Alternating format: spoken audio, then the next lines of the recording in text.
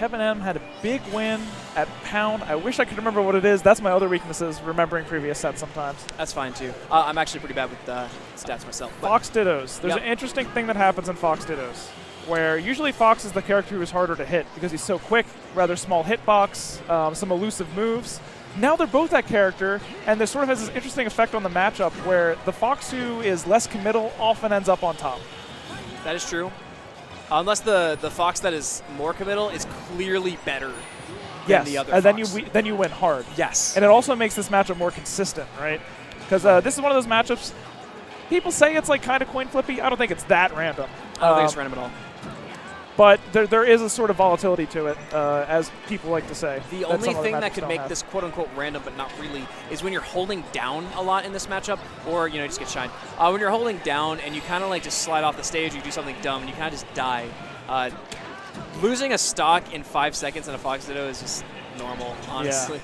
Yeah. Fox players are used to it. They fully expect it. But, we do see the Kevin M significantly ahead so far. So yeah, it looks like just his approach to neutral, his game plan is stronger so far. I'm wondering if he missed that up air or if he actually got out of it. It's always so hard to tell. Yeah. If you run it back slow motion, you can see whether it's one or both. Yeah, because the way that up air went through, it looked like it was supposed to hit, but it just totally went out. And I don't know if he just missed or what happened, but either way. Maybe a little SDI. Yeah, at least a little.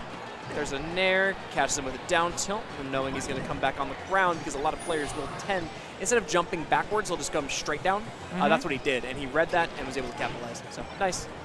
There's the shine, early edge guard. Misses it is the Armada shine. Wow. And you know what's also so funny about these Fox Dittos? There's just so many reversals. Yes. Oh. Like, he might die, he might not. Yeah, like he didn't. You weren't sure.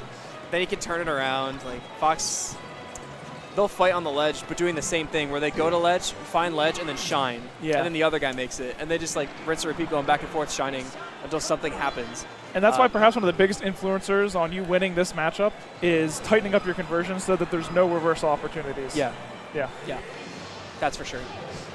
And game 2 on Final Destination. Somebody likes to chain grab, but this was not Kevin M's counter pick. However, he is the one touch of deathing right now. Oh, goodbye. 101 damage just out the get-go. That is the first stock. Yep. Glasper goes, you know what, I can chain grab. Let me take you there. And Glasper and Kevin M says, you know what, me too, buddy. Maybe he felt like evening out the punish differential was the only way to maybe win the game. But if you don't feel confident in your punish in comparison to the Fox that just took game 1 off of you relatively convincingly, not sure if that's a good call. Maybe not. I mean, at this point, the real problem seems like you can't get the grab. Misses it right away. You know, that happens sometimes even if you are a strong chain grabber. When you've been chain grabbed a few times and you're like losing momentum in the set, you just like don't actually expect to get the grab. You're not quite ready to succeed in your game plan, and that's a big mentality thing. This is also the essence of like what top players will say to you for advice. Focus on your punish game. Specifically, Armada says this. Yeah. Focus on your punish game. Neutral will happen on its own. You can see Glasper is opening up neutral exchanges, but when Kevin M touches him, it's over. Yeah. And that's all that matters. So it's because it's so much more difficult to practice neutral game than it is to practice punish, right? Exactly. So, I mean, that's only trial and error. That's only as the game goes on, the more you play. But, I mean, you just see it. Unless you have someone like PPMD who talks about shadow boxing, right? Yeah. But, yeah, we have another punish. See, even after he drops it, he's ready to pick it back up again. Yeah, with the up tilts, which is really nice. And, I mean, at this point, we're looking at a 4-stock again. That's going to be the week 4. Oh, wow. reads the jump. He didn't have to do that. It was impressive. That is cool. That was a really nice up air read on the double jump. Takes out the 2-0, and yeah, Kevin M made that quick for us.